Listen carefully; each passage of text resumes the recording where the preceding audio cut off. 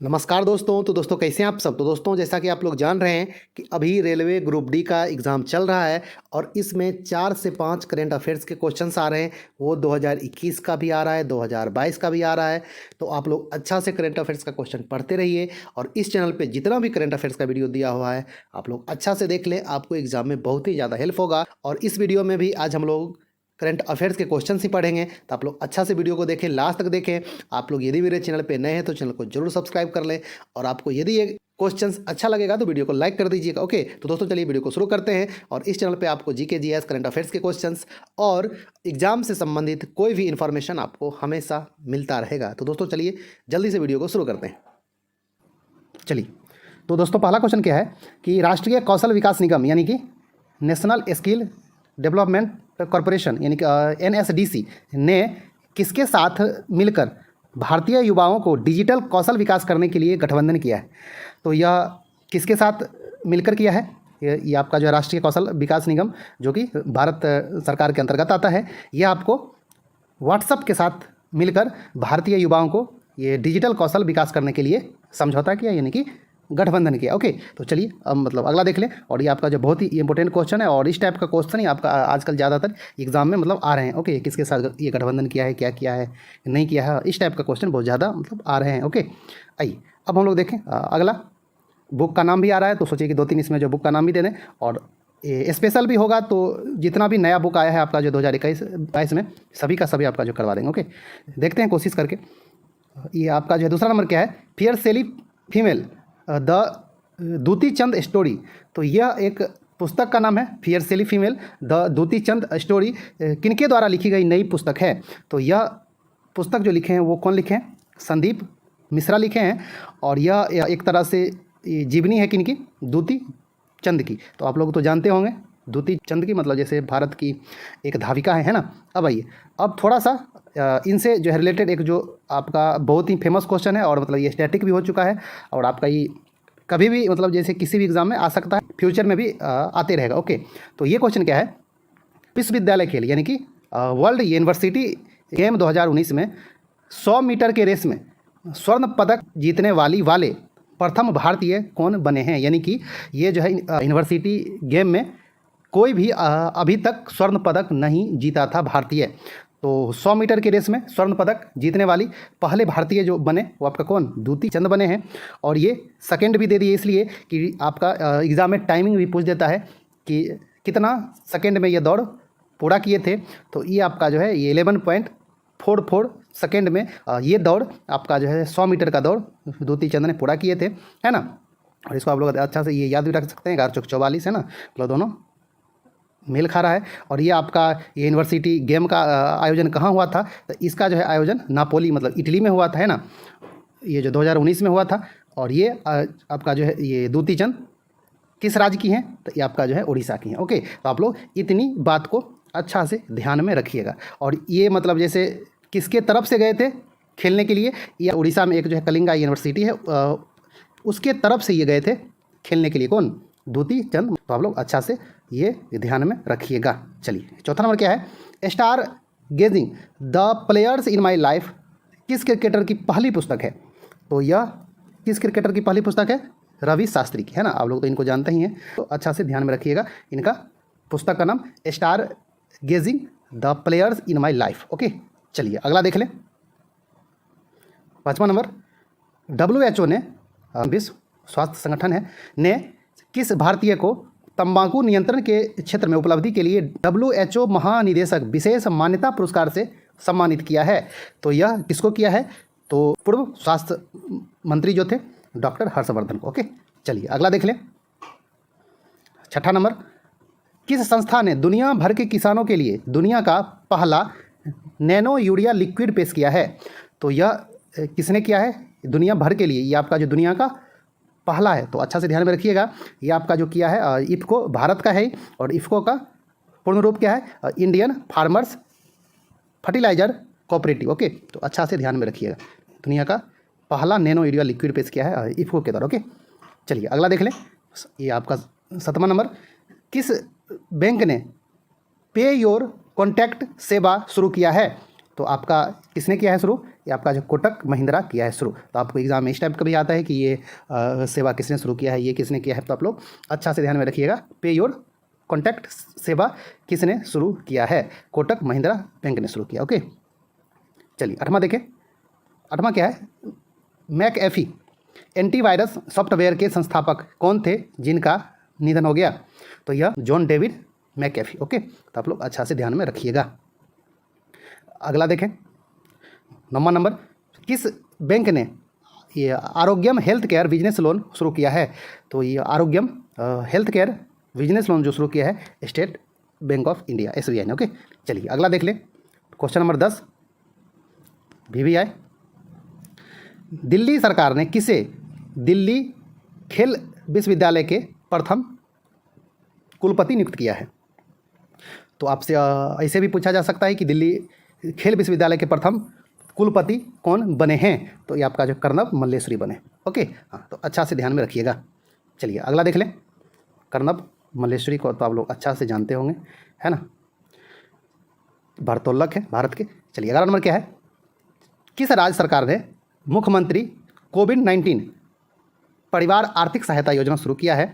तो यह किसने स्टार्ट किया, दिल्ली सरकार ने स्टार्ट किया था, यानी कि अभी जो वर्तमान में केजरीवाल की जो सरकार है वो। ओके, चलिए अगला देखें। 12 नंबर क्वेश्चन क्या है, रेबीज मुक्त होने वाला देश का पहला राज्य कौन बना। तो ये जो पहला राज्य कौन है दोस्तों, गोवा। ओके, चलिए अगला देख लें। 13 नंबर क्या है दोस्तों, मंगोलिया का सर्वोच्च नागरिक सम्मान the order of polar star किस भारतीय को दिया गया है। तो ये the order of polar star जो है वो आपका कहाँ का सर्वोच्च नागरिक सम्मान है, मंगोलिया का। तो ये जो है किसको दिया गया है, तो ये मतलब RK सब्रवाल को दिया गया है। ये जो है वर्तमान में इंजीनियरिंग इंडिया लिमिटेड के अध्यक्ष। ओके, और भारत का सर्वोच्च नागरिक सम्मान कौन है, भारत रत्न, है ना। चलिए अगला देख लें। 14 नंबर। 14 नंबर क्या है, विदेशी कामगारों के लिए दुनिया का सबसे महंगा शहर कौन बना। तो यह जो है दुनिया का सबसे महंगा शहर कौन बना है विदेशी के लिए।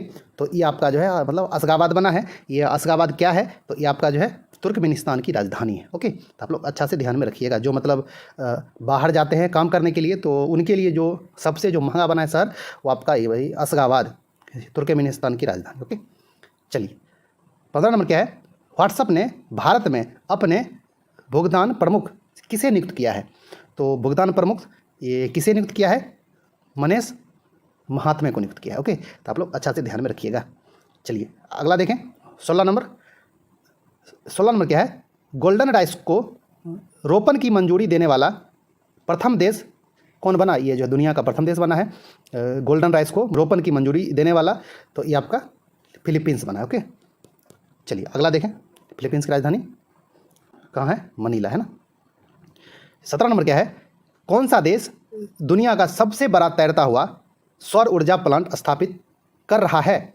तो यह जो है आपका दुनिया का सबसे बड़ा ये जो है कह सकते हैं कि फ्लोटिंग यानी कि तैरता हुआ सौर ऊर्जा प्लांट स्थापित कर रहा है, ये इंडोनेशिया। ओके, हाँ, तो अच्छा से आप लोग ध्यान में रखिएगा। चलिए 18 नंबर क्या है, ये यूनेस्को ने 2021 में भारत के किस स्थल को विश्व विरासत सूची में शामिल किया है।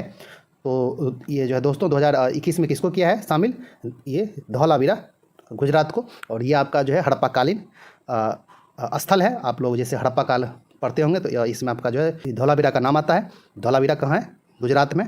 और जो है दोस्तों आपको एक स्पेशल लाएंगे वीडियो, उसमें भारत का जितना भी ये जो है विश्व विरासत स्थल है उसको अच्छा से जो है डिफाइन करके अलग अलग कि कौन सांस्कृतिक है, कौन प्राकृतिक है, कौन मिश्रित है, कहाँ है, ये जो है कब शामिल किया गया, और इस टाइप का क्वेश्चन आपके एग्ज़ाम में आते भी हैं। तो अच्छा से आपको जो धीरे धीरे हम सब कुछ करवाएंगे।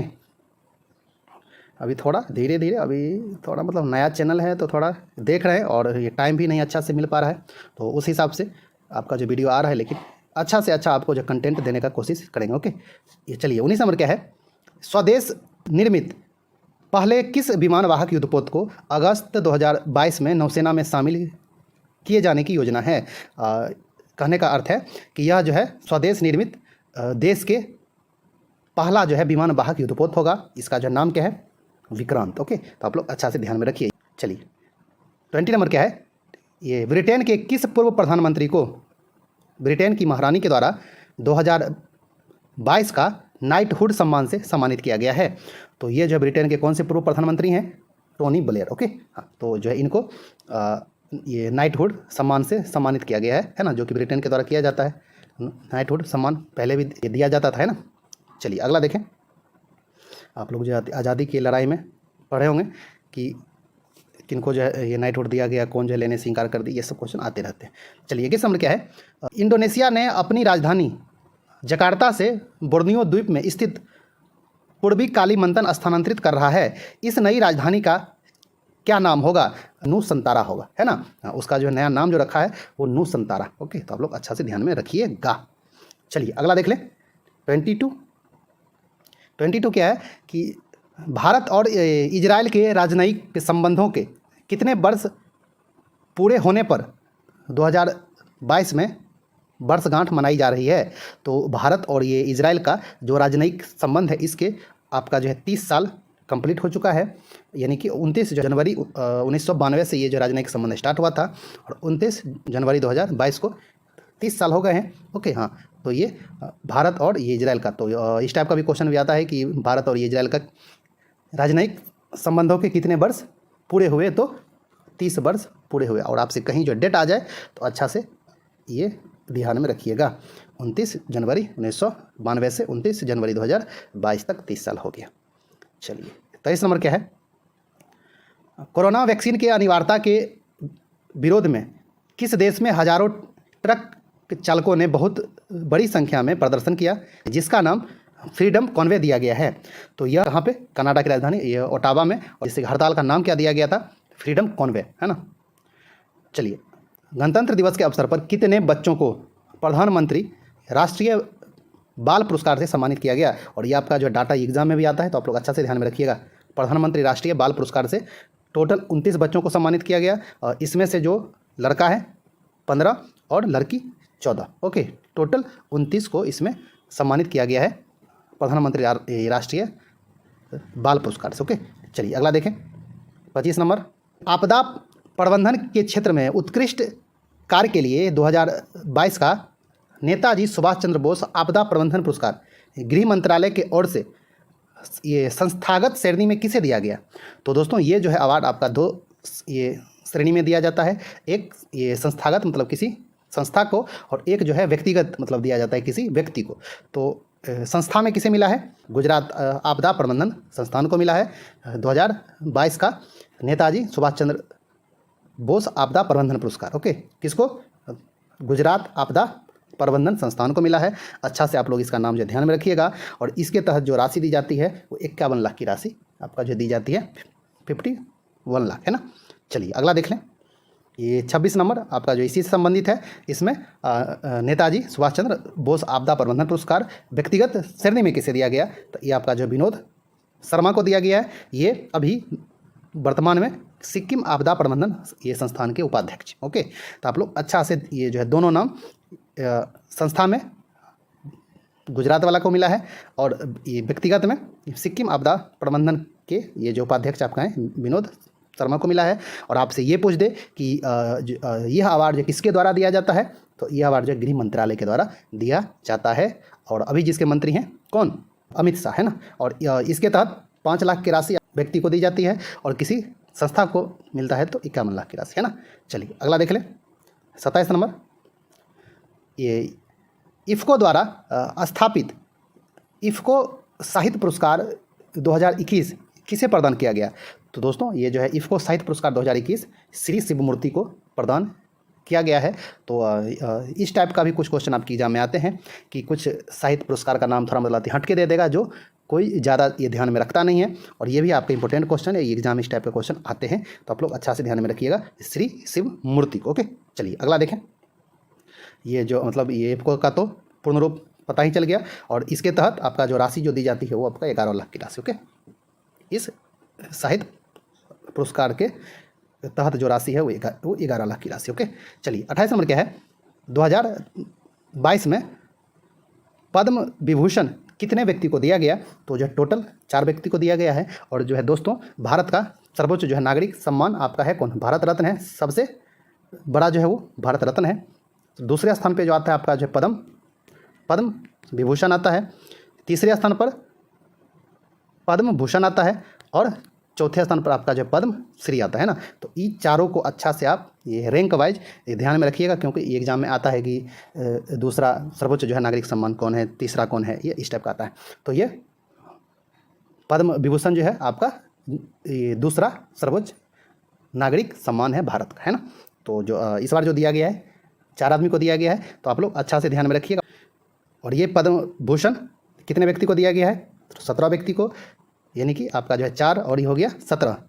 पद्म विभूषण 4 व्यक्ति को और पद्म भूषण 17 व्यक्ति को दिया गया है ना। अब आइए, अब आपका जो है अगला नंबर है पद्मश्री को, इसको टोटल इस बार 107 व्यक्ति को दिया गया। ओके, तो आप लोग ये जो डाटा भी अच्छा से ध्यान में रखिएगा, एग्जाम में आते हैं। चलिए अगला देख लें, 31 नंबर। ये 31 नंबर क्या है? प्रसिद्ध व्यक्ति नारायण देवनाथ का निधन हो गया, यह किस क्षेत्र के प्रसिद्ध व्यक्ति थे? तो ये आपका जो है ये नारायण देवनाथ किस क्षेत्र के प्रसिद्ध व्यक्ति थे? तो ये आपका एक जो है कार्टूनिस्ट थे। ओके, चलिए अगला देख लें, 32 नंबर क्या है? ये 24वें शीतकालीन ओलंपिक फरवरी 2022 में कहाँ आयोजित किया गया? तो ये जो दोस्तों कहाँ आयोजित किया गया? आपका जो बीजिंग में ये आयोजित किया गया है 24वें शीतकालीन ओलंपिक। ओके, चलिए अगला देख लें, 33 नंबर। भारत ने किस देश के साथ राजनयिक संबंधों के 75वीं वर्षगांठ के अवसर पर एक लोगो जारी किया है? तो ये आपका जो है नीदरलैंड के साथ 75 वर्ष आपका जो है राजनयिक संबंध के हो गए हैं। और अभी आपको जो बताए थे ये इजराइल के साथ 30 वर्ष पूरे हुए, है ना। तो जब कभी कुछ ये जो है लोगो जारी करता है या फिर कुछ मनाया जाता है तो वो आपको एग्ज़ाम में आते हैं। तो आपसे यदि पूछे कि इजराइल से कितना वर्ष पूरा हुआ, तो 30 साल, और ये नीदरलैंड से, डच से तो 75 साल। ओके, चलिए अगला देख लें, 34 नंबर। आईसीसी महिला क्रिकेट विश्व कप 2022 का आयोजन कहाँ हुआ? तो जो है दोस्तों महिला क्रिकेट विश्व कप का आयोजन कहाँ हुआ है? ये आपका जो है न्यूजीलैंड में किया गया। ओके, चलिए अगला देख लें, 35 नंबर। बहुत ही इंपॉर्टेंट क्वेश्चन कि 6 क्रिकेट विश्व कप में भाग लेने वाली दुनिया की पहली महिला क्रिकेटर कौन बनी है? तो 6 विश्व कप में जो भाग ली हैं वो जो दुनिया की पहली महिला क्रिकेटर बन गई हैं अपनी भारत की मिताली राज। ओके, तो अच्छा से ध्यान में इनका नाम रखिएगा, फ्यूचर के भी एग्जाम में इस टाइप के क्वेश्चन मतलब जैसे आते रहेंगे। ओके, चलिए अगला देख लें, 36 क्या है? एक दिवसीय क्रिकेट मैच में यानी कि वनडे में 250 विकेट लेने वाली विश्व की प्रथम महिला क्रिकेटर कौन बनी? यानी कि 250 जो विकेट जो पूरा की है वनडे में, वो जो दुनिया की प्रथम महिला क्रिकेटर बन गई हैं। ये भी अपनी भारत की हैं। कौन? झूलन गोस्वामी। और जो 6 विश्व कप में भाग ली हैं वो मिताली राज। ओके, हाँ, तो आप लोग अच्छा से ये सब क्वेश्चन को ध्यान में रखिएगा तो अच्छा रहेगा। चलिए 37 नंबर क्या है? रोड मार्स, इनका पूरा मतलब जैसे नाम है आपको ये रोडनी विलियम मार्स है, का 4 मार्च 2022 को निधन हो गया। ये किस देश के पूर्व क्रिकेटर थे? तो दोस्तों ये जो है किस देश के पूर्व क्रिकेटर थे? तो ये ऑस्ट्रेलिया के थे। ओके, चलिए अगला देखें, 38 नंबर।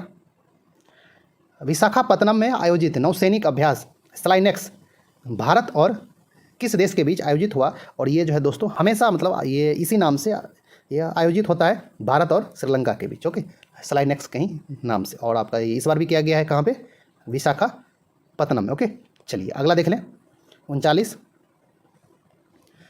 माइक्रोसॉफ्ट द्वारा भारत का सबसे बड़ा डाटा सेंटर कहाँ खोला जा रहा है? तो जो दोस्तों ये आपका हैदराबाद में खोला जा रहा है ना, तेलंगाना, है ना।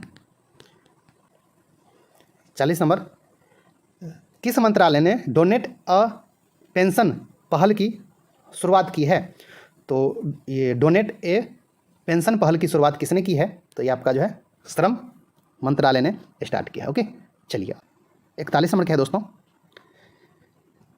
किस मंत्रालय ने महिलाओं के लिए ये सामर्थ्य नाम से एक उद्यमिता प्रोत्साहन अभियान शुरू किया है? यानी कि एक आपका जो मतलब अभियान जो स्टार्ट किया है किसके लिए? महिलाओं के लिए, ये सामर्थ्य नाम से।